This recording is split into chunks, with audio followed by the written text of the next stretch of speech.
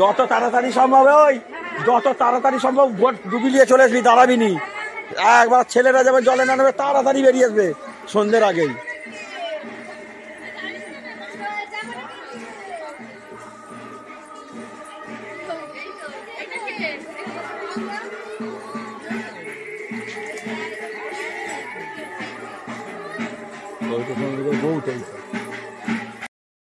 তরুণরা আছে এখানে, এক বোন আছেন আমাদের সদস্য সহ এই ক্লাবের কর্মকর্তা, যে সমস্ত মানুষজন আছেন এবং আমার সম্মুখে যে সমস্ত গুরুজন আছেন, আমার মা ও বোন যারা আছেন, প্রত্যেককেই যথাযোগ্য স্থানে সম্মান জানাই।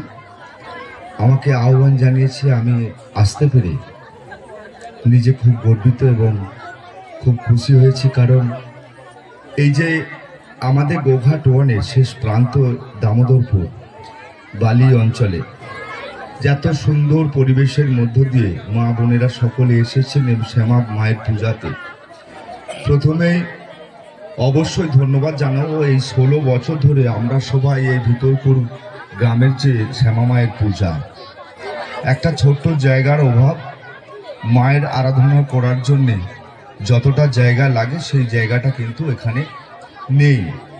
আমি যে সমস্ত কর্মকর্তারা আছেন বলবো এবং প্রধানদেরকেও, আমার প্রধানকেও বলবেন এবং আমাদের রয়েছেন সুদীপ বাগ সহ যারা আছেন কর্মকর্তা, বলবো যদি এখানে কোথাও খাস কিছু থেকে থাকে, সেই জায়গাটার উপরে অনেক জায়গা আমরা অনেককে মন্দির এবং সহযোগিতা করার চেষ্টা করেছি। দেখবো এখানেও যদি থাকে তাহলে আমরা সেটা তার ব্যবস্থা গ্রহণ করব।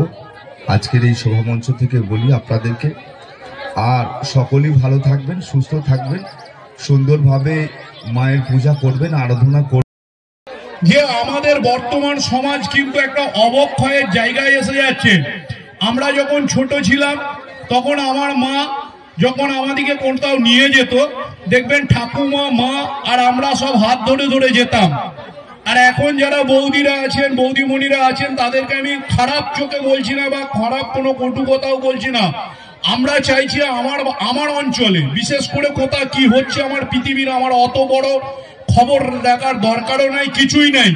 আমার অঞ্চলের মানুষরা, বিশেষ করে আমার বৌদি ভাইয়েরা, তারা তাদের শাশুড়িদের সঙ্গে এই কদিন যে অনুষ্ঠান হবে সেই অনুষ্ঠানে অন্তত হাত ধরে শাশুড়ি মা থাকবেন, তার নাতি থাকবে এবং বৌমারা হাত ধরে ধরে এই যে পুজো মণ্ডপে আসবে, অনুষ্ঠান দেখবে, এই চিত্রটা আমি দেখতে চাই। এবং আমার বন্ধু সমীরকে বলবো তার যে ক্যামেরা, সেই ক্যামেরায় যাতে একটু করে ধরে রেখে আমাকে পাঠায়। কারণ এটাই হচ্ছে আমাদের পশ্চিমবাংলা, যেখানে সৌভাতৃত্ব, আমরা মায়েদেরকে ভক্তি করি, বোনেদেরকে ভক্তি করি। আর আমার ইয়াং জেনারেশনদেরকে আমি দুটো কথা বলবো, যেখানেই অন্যায় দেখবে সেখানেই প্রতিবাদে গর্জে উঠবে, কারণ অন্যায়ের কাছে কোথাও মাথা নত করবে না।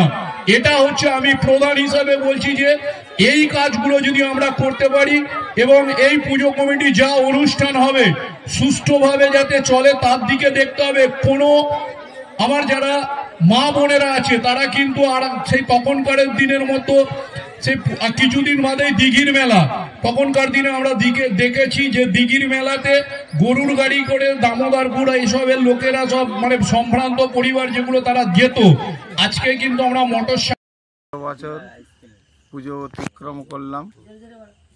আমাদের খুবই জায়গা সংকীর্ণের মধ্যে আমরা মায়ের পুজোটা করি, জানি না আর কতদিন টিকিয়ে রাখতে পারবো। আমি একজন সাধারণ আমাদের পুজো কমিটির সদস্য হয়ে বলছি যে আপনারা একটু সহযোগিতার হাত বাড়িয়ে দিলে আমরা হয়তো বহুদিন পুজোটা করতে পারবো, এইটাই আপনাদের কাছে আশা রাখছি। আমরা 16 বছর ধরে এই পুজোটা করছি।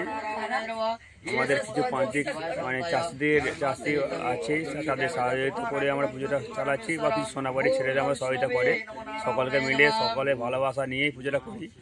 সমস্যা আমাদের কিছু একটা ঘটেছে, যেটা জমি সংক্রান্ত, যেখানে আমরা পুজো করি, সেটা চাষের জমির উপরে আমরা চাষ করি, পুজো করি আমরা। পুজোটা যাতে আগামী দিনে আমরা করতে পারি, যারা চাষি আছে তাদের সহযোগিতা আমাদের প্রয়োজন। কেউ কোনো চাষে আমাদের সহায়তা করছে না, যাতে আমরা পাশে চাষির দিকে নিয়ে সহযোগিতা করে পুজোটা করতে পারি, সেটা আমাদের দরকার আছে।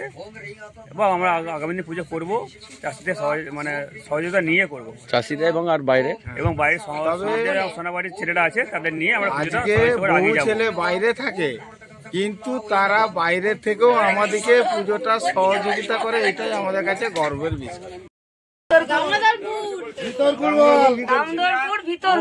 তাহলে আনন্দ করেন এই পুজোয়? এই পুজোতে কেমন আনন্দ হয় বললেন? প্রচুর আনন্দ হয়। কদিন ধরে পুজোটা হয়? 4 দিন 5 দিন। কি কি অনুষ্ঠান হয়? যাত্রা হয়, ডান্স হয়, অনুষ্ঠান হয়। তারপর আমরা সারাদিন না খেয়ে থেকে মায়ের কাছে অঞ্জলি দিই, সারা রাত্রি জাগি।